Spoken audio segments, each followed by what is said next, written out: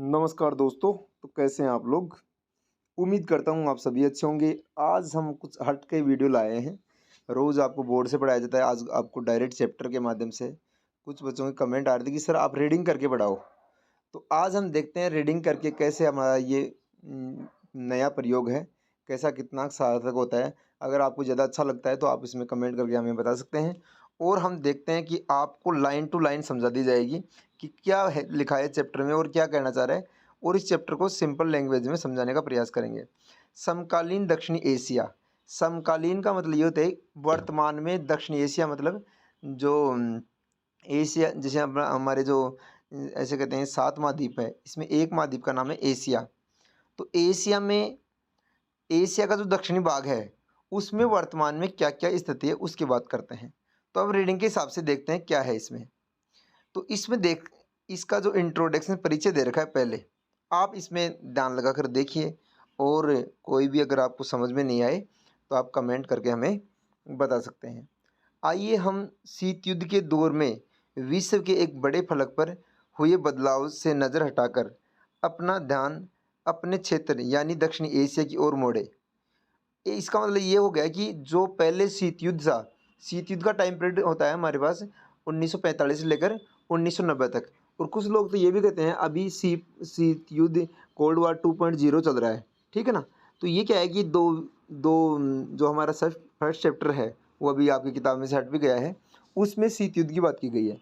आगे दे रखा है 20वीं शताब्दी के आखिरी सालों में जब भारत और पाकिस्तान ने खुद को परमाणु शक्ति संपन्न राष्ट्रों की बिरादरी में बैठा लिया, तो यह क्षेत्र अचानक पूरे विश्व की नज़र में महत्वपूर्ण हो गया।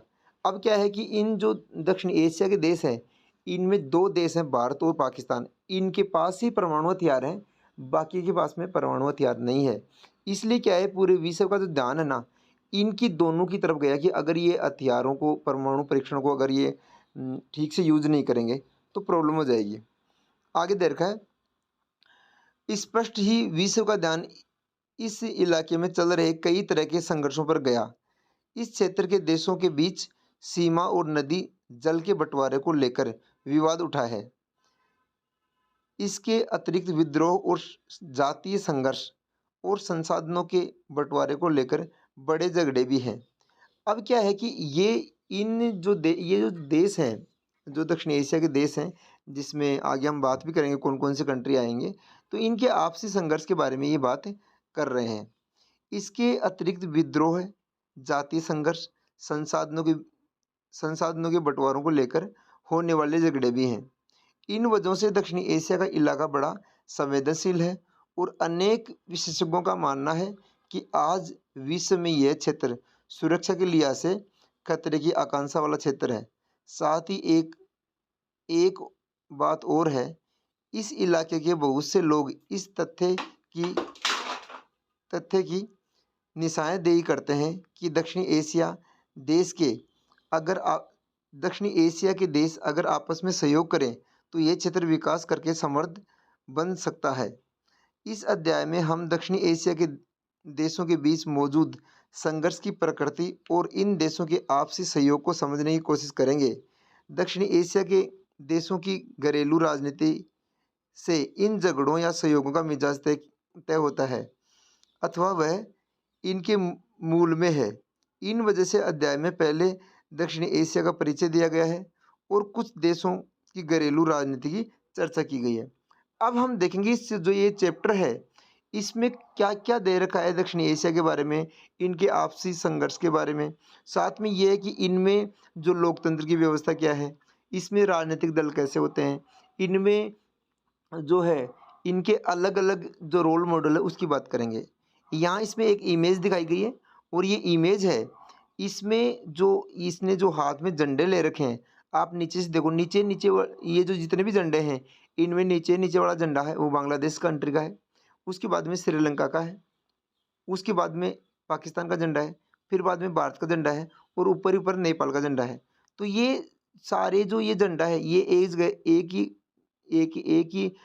एक ही जो ये पोल है इसमें डले हुए हैं और इन्होंने हाथ में ले रखा है, और ये मतलब एक ही शक्ति का प्रयोग बताते हैं। ये जो पेंटिंग है, इस पेंटिंग के बारे में हम देख लेते हैं कि ये पेंटिंग क्या कह रही है। ये जो पेंटिंग है ये ऐसे कह रही है, इसका शीर्षक लिबर्टी लीडिंग द पीपल नाम है इस पेंटिंग का। देखिए प्रत्येक जो भी कोई पेंटिंग होती है उसका एक स्पेसिफिक नाम होता है। और पेंटिंग में स्वतंत्रता की देवी को जनता की अगुवाई करते हुए चित्रित किया गया है। यहाँ दिया गया चित्र उसी पेंटिंग का सुभाष राय कृत रूपांतरण है। मतलब कि सुभाष राय ने इसको क्या किया है, रूपांतरण किया है पेंटिंग को। और हिमाल south Asian January 2007 the south Asian trust Nepal से ली गई है पेंटिंग। और इसमें क्या है कि जो ये पेंटिंग है ये क्या करती है कि स्वतंत्रता का प्रतीक है, जो जनता है उसको आगाही करते हुए दिखाया गया है।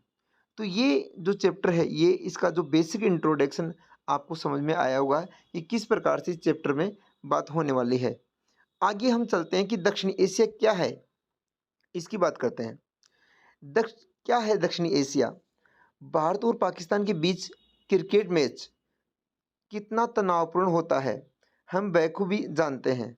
हमने ये भी देखा है कि क्रिकेट मैच देखने के लिए पाकिस्तान अथवा भारतीय फैंस एक दूसरे के देशों से में पहुंचते हैं तथा तो इनका बड़ा आदर और सत्कार होता है, गर्मजोशी से मेज़बानी होती है। यही हाल दक्षिणी एशियाई मामलों का है। ये एक ऐसा क्षेत्र जहां सद्भाव और शत्रुता, आशा और निराशा तथा पारंपरिक शंका और विश्वास साथ साथ बसते हैं। अब मतलब ये कि जैसे मान लो कि भारत और पाकिस्तान का मैच देखो, कल परसों भी वनडे आ रहा था, वो तो बारिश हो गई इस कारण थोड़ा सा डिस्टर्ब रहा। लेकिन भारत और पाकिस्तान का मैच आता है तो दोनों देशों की जो एक तो क्या है कि कुछ ऑडियंस ऐसी इतनी मतलब थोड़ी अमीर होती है, जो दूसरे देश में जैसे भारत की टीम जाती है वहीं जाकर मैच देखती है, वो बढ़िया ऑडियंस होती है। लेकिन सामान्य रूप से जो जनता है वो क्या करती है, वो यहाँ से ही मतलब ये हुटिंग करती है और सपोर्ट करती है अपने अपने देशों की। और ये कहते हैं कि ये जो मैच होता है दोनों के बीच में, भारत और पाकिस्तान के बीच में मैच होता है, वो काफ़ी मतलब कि शानदार उसका रोमांच रहता है। पाकिस्तान के लोग अपनी टीम को सपोर्ट करते हैं, भारत के लोग अपनी टीम को सपोर्ट करते हैं। तो ये क्या करते हैं दोनों देशों के बीच में अगर ऐसे कहते राजनीतिक संबंध खराब होने के बावजूद भी जो मैच है वो काफ़ी दिलचस्प होता है। और इसमें ये बताया गया कि किस प्रकार से जो सद्भाव है वो शत्रुता को कम करता हुआ नजर आता है। आगे हम देखते हैं। आइए अब शुरुआत करते हैं। शुरुआत हम एक बुनियादी सवाल से करें। दक्षिण एशिया क्या है? मतलब पहली बात तो यही कर दिया कि दक्षिण एशिया को समझो तो सही कौन कौन से क्या है। इसमें जो कंट्री है वो है बांग्लादेश, भूटान, भारत, मालदीव, नेपाल, पाकिस्तान और श्रीलंका को इंगित करने के लिए दक्षिणी एशिया पद व्यवहार दिया गया है।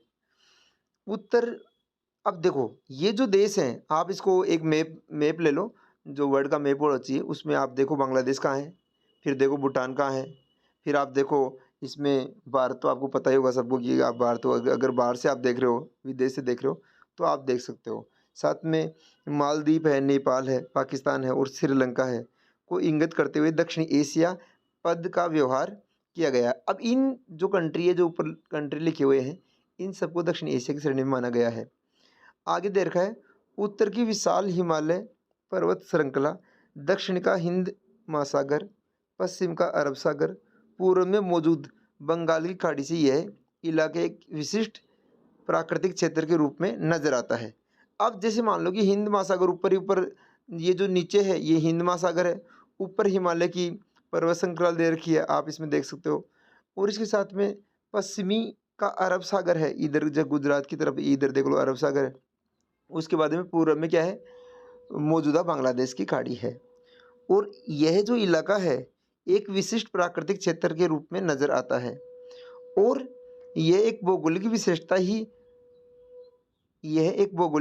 ही इस उपमहाद्वीप के क्षेत्र के भाषाई, सामाजिक और सांस्कृतिक अनूठेपन के लिए जिम्मेदार है। इस चर्चा में जब अफगानिस्तान और म्यांमार को भी शामिल किया जाता है और चीन इस क्षेत्र का प्रमुख देश है, लेकिन चीन को दक्षिण एशिया का अंग नहीं माना जाता।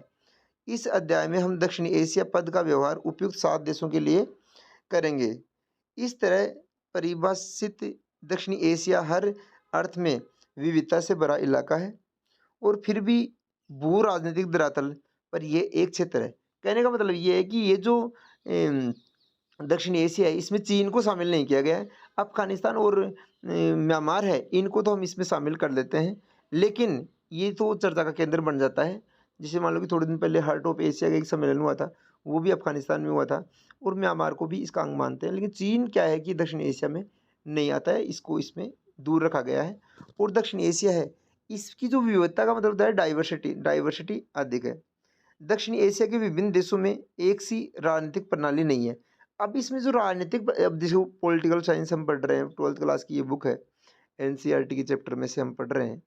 तो इसमें क्या है कि इसमें जो डाइवर्सिटी है और साथ में ये भी कहा है कि इसकी जो भारत में अलग प्रणाली है, जो शासन व्यवस्था का प्रारूप अलग है, वहाँ धर्मनिरपेक्ष राष्ट्र है, और पाकिस्तान में अलग है, बांग्लादेश में अलग है, उसके हिसाब से दक्षिण एशिया के विभिन्न देशों में एक सी राजनीतिक प्रणाली नहीं है।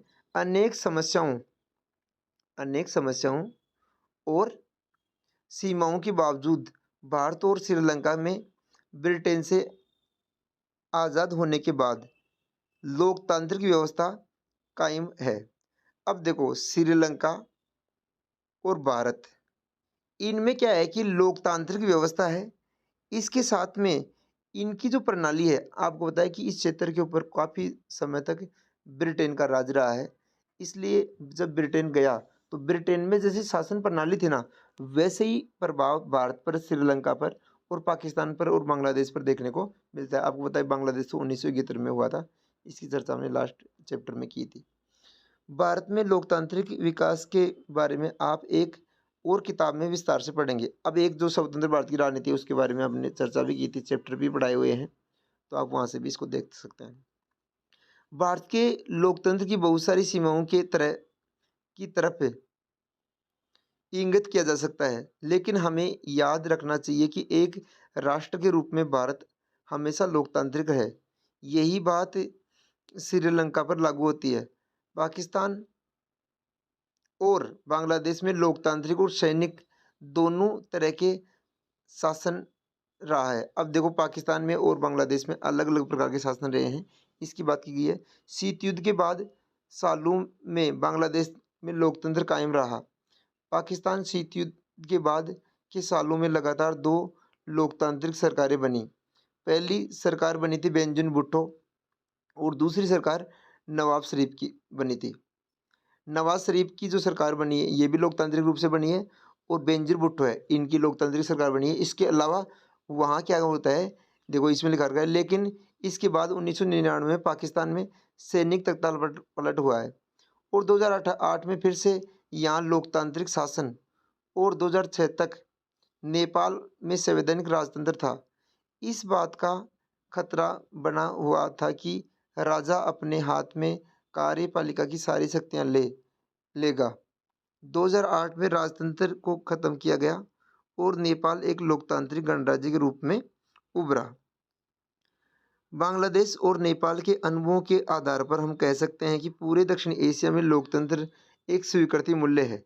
अब क्या है कि इन देशों में, चाहे वो पाकिस्तान की बात हो, चाहे वो बांग्लादेश की बात हो, चाहे नेपाल की बात हो, इसमें क्या है कि कहीं जैसे नेपाल की बात करें तो वहाँ राजतंत्र राजतंत्र ज़्यादा हावी रहा है। उसके बाद में वहाँ 2008 में क्या हुआ, लोकतंत्र आया और राजतंत्र खत्म हुआ। 2015 में उनका नया संविधान भी आया।